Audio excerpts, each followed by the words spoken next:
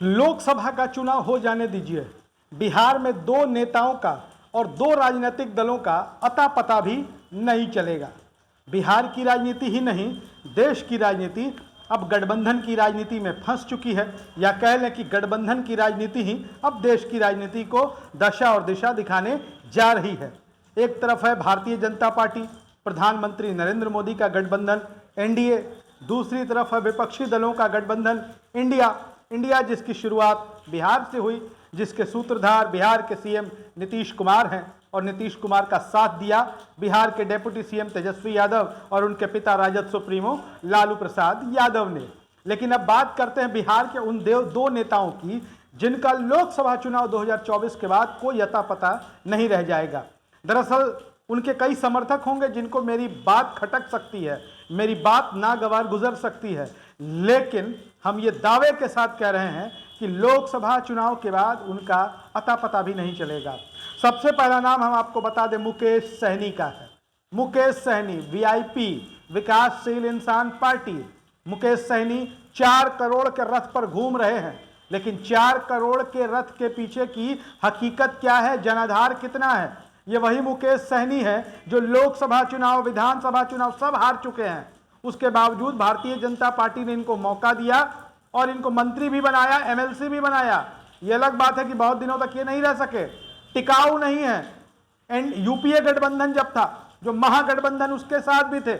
आप देखिए, कभी आपने भारत की राजनीति में ऐसा उदाहरण नहीं सुना होगा, न ऐसी खबर कभी सुनी होगी कि गठबंधन के घटक दलों की प्रेस कॉन्फ्रेंस हो और उसमें कोई हंगामा करके निकल जाए। मतलब मुकेश सहनी राजनीतिक तौर पर कितने परिपक्व हैं, इसका अंदाजा आपको उस दिन लग गया होगा जब महागठबंधन की प्रेस कॉन्फ्रेंस से 2020 के विधानसभा चुनाव के ठीक पहले वो निकलकर हंगामा खड़ा कर देते हैं। उसके बाद देखिए, किसी तरीके से बीजेपी उनको एक मौका दे देती है।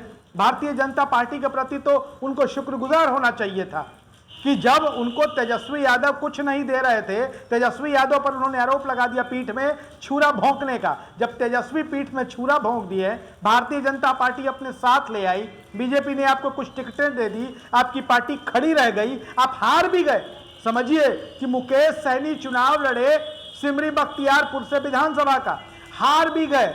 बावजूद समझिए कि भारतीय जनता पार्टी ने कितना किया उनके लिए। बीजेपी ने उनको एमएलसी बनाया, उनको बिहार की सरकार में मंत्री बनाया।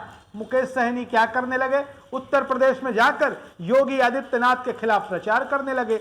अब योगी आदित्यनाथ का बीजेपी में कद कितना बड़ा है आज की तारीख में, यह किसी को बताने की जरूरत है क्या? थोड़ी सी भी राजनीतिक समझ जिस व्यक्ति के अंदर होगी वो जानता है कि प्रधानमंत्री नरेंद्र मोदी के बाद बीजेपी में अगर कोई सबसे लोकप्रिय चेहरा है तो वो योगी आदित्यनाथ का है। अगर प्रधानमंत्री नरेंद्र मोदी के बाद भारतीय जनता पार्टी के किसी नेता की पब्लिक में मास अपील है तो वो योगी आदित्यनाथ की है। और मुकेश सहनी क्या करने लगे कि उत्तर प्रदेश में जाकर योगी आदित्यनाथ को चुनौती देने लगे। अब योगी आदित्यनाथ को चुनौती देने के बाद उनका जो अंजाम होना था वो सामने है। चलिए, अब तो मुकेश सहनी की बात हो गई। दूसरा नेता कौन है? तो दूसरे नेता है पशुपति कुमार पारस। बातें बड़ी बड़ी हैं, लेकिन पशुपति कुमार पारस के पास है कुछ नहीं। केंद्र की नरेंद्र मोदी सरकार में वो कैबिनेट मंत्री हैं, ये बात सच है। हाजीपुर लोकसभा क्षेत्र के सांसद भी हैं, लेकिन जनाधार नहीं है। लोक जनशक्ति पार्टी, जिस पार्टी का गठन रामविलास पासवान ने किया था, अगर रामविलास पासवान का जो जनाधार था, वोट बैंक था, वो अगर किसी के पास है तो चिराग पासवान के पास है। पारस के पास कुछ भी नहीं है। पशुपति कुमार पारस केंद्र सरकार में मंत्री हैं, केंद्र का मंत्रालय उनके पास है और प्रवक्ता उन्होंने बड़े पाल कर रखे हैं। मतलब प्रवक्ता बहुत सारे नियुक्त कर रखे हैं पशुपति कुमार पारस ने, लेकिन जनाधार के नाम पर शून्य है। अगर चिराग पासवान और पशुपति कुमार पारस सामने सामने हो जाए तो चिराग पासवान के सामने वो कहीं नहीं ठहरते। और भारतीय जनता पार्टी तो इस बात को समझ रही होगी, जैसे मुकेश सहनी को कोई गठबंधन अब लेना नहीं चाहता।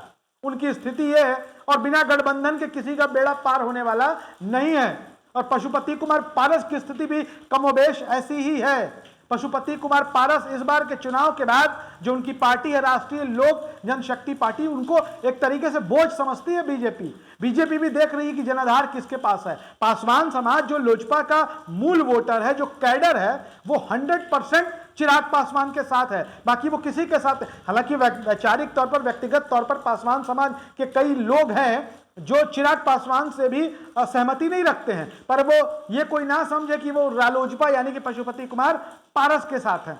एक नाम पप्पू यादव का भी ले सकते हैं, लेकिन पप्पू यादव की खासियत यह है कि चुनाव परिणामों की परवाह किए बगैर पप्पू यादव जनता के बीच बने रहते हैं, पब्लिक के बीच लगे रहते हैं। इसलिए पप्पू यादव की राजनीतिक प्रासंगिकता जो है वो लोगों के बीच बनी रहेगी, भले गठबंधन के दलों के बीच बने या ना बने।